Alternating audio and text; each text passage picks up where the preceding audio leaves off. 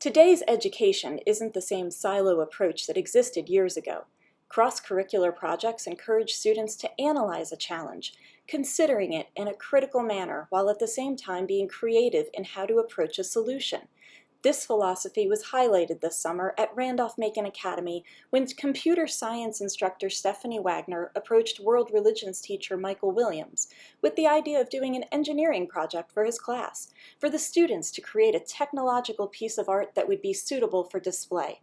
After going through several sketches of how they might create this visual representation of each major religion and how they connect together, student Alan Williams, a rising senior at the Academy, created an engineering sample built out of small cogs used in the robotics program. Each student was then responsible for designing a cog for two major religions, as well as a third cog that represented a commonality between the two. They used a combination of Adobe Illustrator and hand-drawn artwork to design the cogs and decorative pieces. A laser cutter burned the designs into a wood piece and cut them out.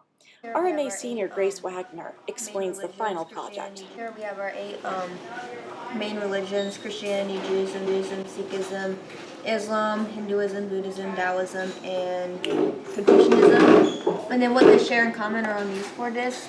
So like Judaism, Christianity both believe that Moses brought down the 10 Commandments. Sikhism and Islam both believe in the war of righteousness. Hinduism and Buddhism both believe in peace.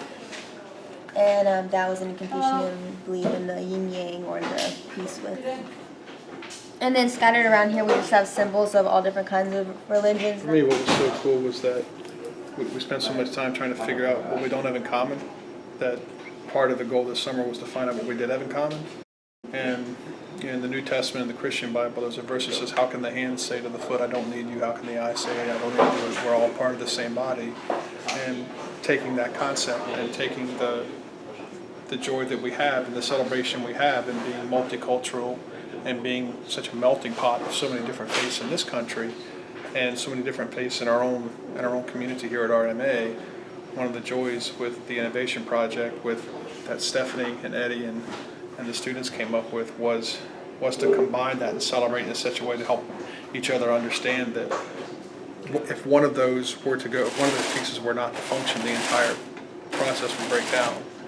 So to be able for them to see that we all need one another to make this world work, for me was pretty incredible.